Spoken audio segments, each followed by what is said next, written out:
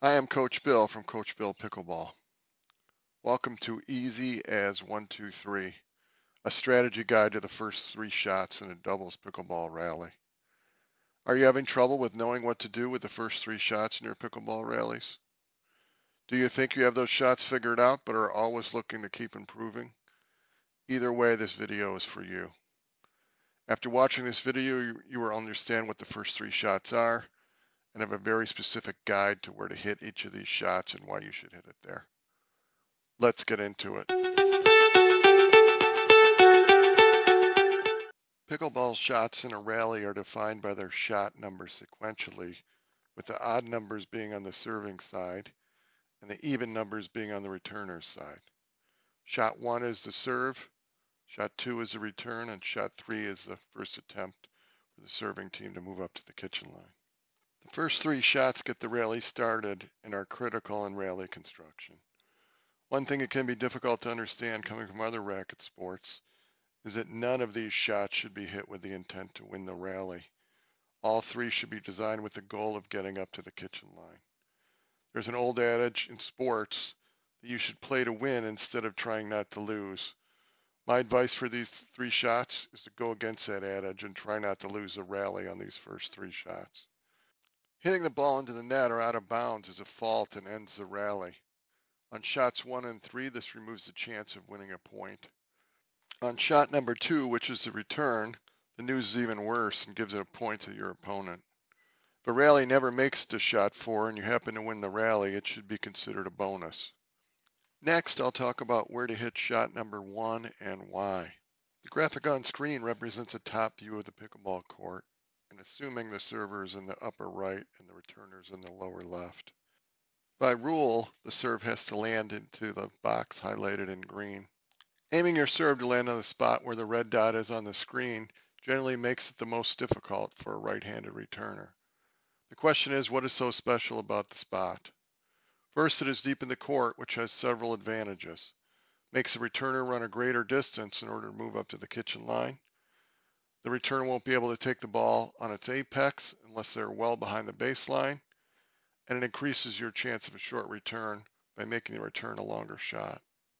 Second, the serve is near the center line, which is to their backhand. There is a chance that a returner is lefty or is in a small percentage of players that have a stronger backhand.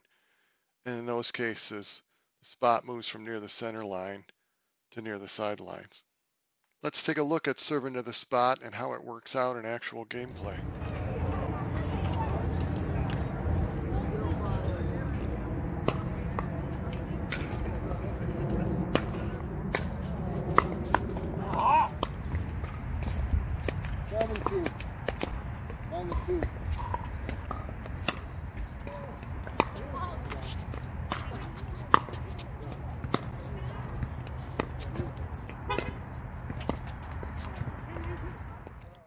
Next, here is the trusty pickleball court diagram again, only this time with a green dot as the best place to aim your return. This should be pretty easy to remember because it is the same spot that you would aim for with the serve. On the return, there is no requirement for which half of the court that the ball needs to be hit, and the aiming point is down the middle. There are several reasons why hitting the ball down the middle is advantageous. There is 10 feet on either side of the middle line and the sidelines are taken out of play.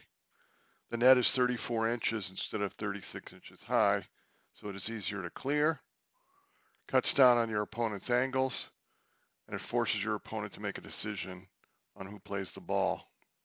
There is a reason why the aiming spot is slightly on the server's side and not exactly on the middle line. This directs the return towards a right-handed server's backhand. If the forehand partner crosses the middle line to take it, then it puts them out of position for the next shot. The aiming spot is also near the baseline to get the same advantages of hitting the ball deep as on the serve. Here are some gameplay examples aiming for the spot on the return.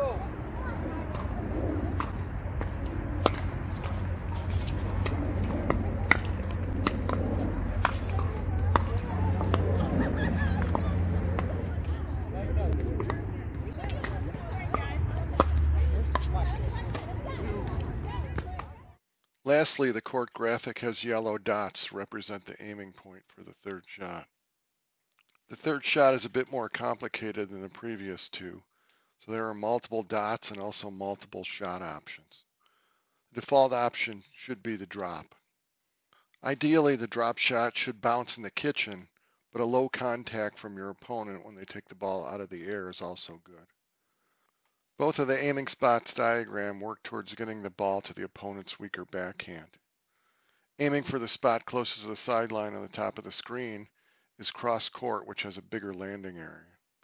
That spot can be susceptible to the ernie, so if you have a very athletic opponent that likes to ernie, then the middle spot could be a better option. The middle spot also does not have to deal with the sidelines and takes advantage of the net being lower. Here are a couple examples of drops in gameplay.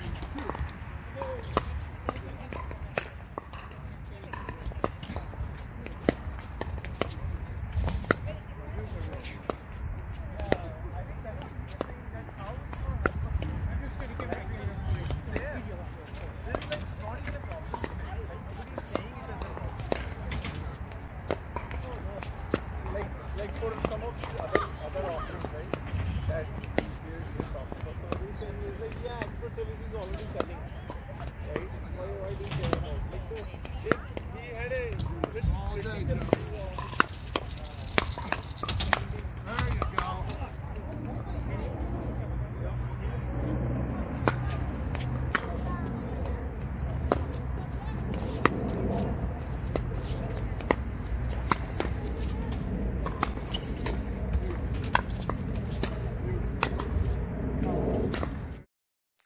I mentioned multiple shot options, and the drive should be considered for the third under certain conditions.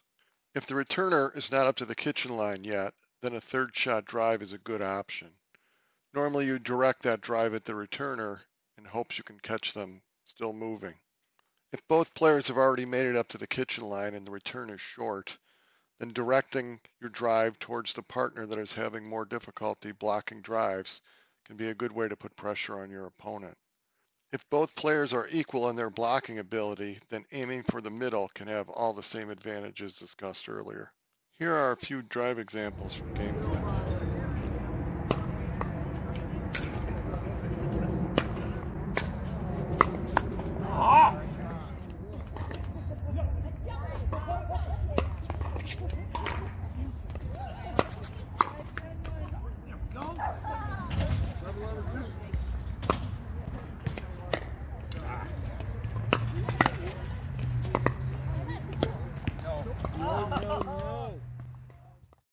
You may be saying to yourself, what if my opponent is watching this and now knows exactly where I'm going to hit the ball? The beauty of this strategy is you can tell your opponent exactly where you're going to hit the first three shots and they will still be effective. It is not the element of surprise that makes them good. That being said, it is a good idea to mix up your locations if you see your opponent cheating over towards where you want to hit the ball, or just to keep them off balance. Please comment if you have any ideas for the first three shots. Please like and subscribe so others can find my content. Have a good day.